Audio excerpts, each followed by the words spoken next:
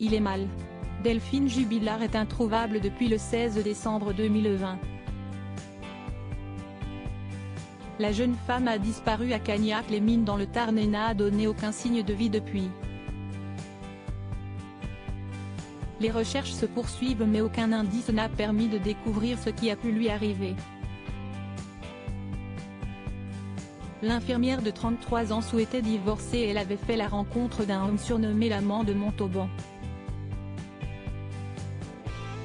Il a souvent été au centre de l'attention et a été entendu par les enquêteurs à plusieurs reprises.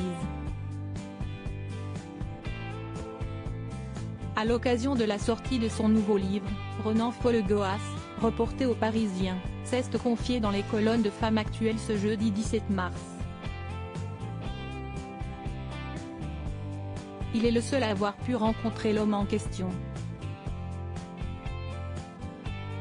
Cela a été l'un des moments les plus émouvants de mon enquête, a-t-il d'abord expliqué. La raison ? Siesti de la douleur et du chagrin à l'état brut. Le temps s'est arrêté, pour lui, le 15 décembre au soir, a-t-il poursuivi. Si l'amant de Montauban a été très touché par la disparition de la jeune femme, il n'a toutefois pas été très présent durant l'enquête. Il n'a jamais souhaité participer physiquement aux recherches. Il n'est pas venu non plus à l'hommage à la cathédrale d'Albi. Pas par désintérêt, mais il comprenait qu'il ne devait pas exister ou être connu, a-t-il déclaré. Par la suite, le journaliste a précisé, les enquêteurs le considéraient comme le personnage pivot de ce drame dans le sens où il aurait pu constituer le mobile du passage à l'acte de Cédric Jubilard. Il était donc très important qu'il ne donne pas d'interview, qu'il n'apparaisse pas. Ils étaient impatients. Delphine Jubilard voulait refaire sa vie et elle semblait avoir trouvé la personne idéale.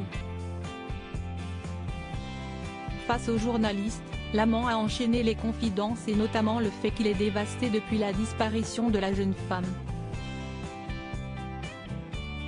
Je ne peux pas en dire autant de Cédric Jubilard, a expliqué Renan Folgoas avant de toutefois rappeler, même si cela ne prouve pas une culpabilité, Cédric avait des projets, il reconstruisait sa vie tant bien que mal avec cette particularité d'avoir une femme disparue.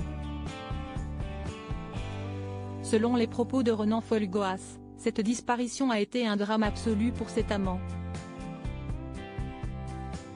Il avait perdu la femme avec qui il rêvait de refaire sa vie.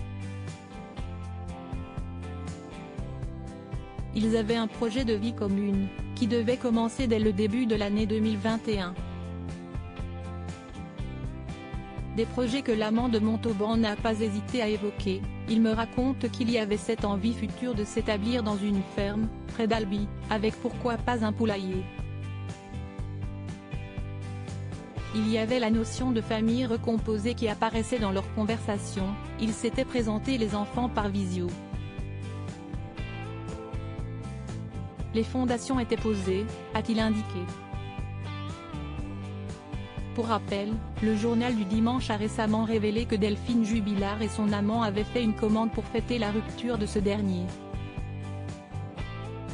Il s'agit d'une caisse de vin et tous deux étaient prêts à démarrer une nouvelle vie. Delphine Jubilard, son époux va-t-il bientôt être libéré? Mis en examen le 18 juin dernier, Cédric Jubilard ne cesse de clamer son innocence. Il est le principal suspect de cette affaire et il a été entendu à plusieurs reprises par les enquêteurs. Ses avocats ont fait plusieurs demandes de remise en liberté, toutes rejetées jusqu'à présent. Il s'est à nouveau exprimé devant la justice le 15 mars dernier, lors d'une nouvelle audience qui s'est tenue devant la chambre de l'instruction de la cour d'appel de Toulouse.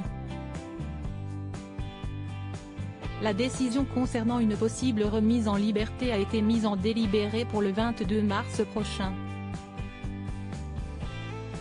Celle-ci sera-t-elle la bonne? Il reste présumé innocent des faits qui lui sont reprochés.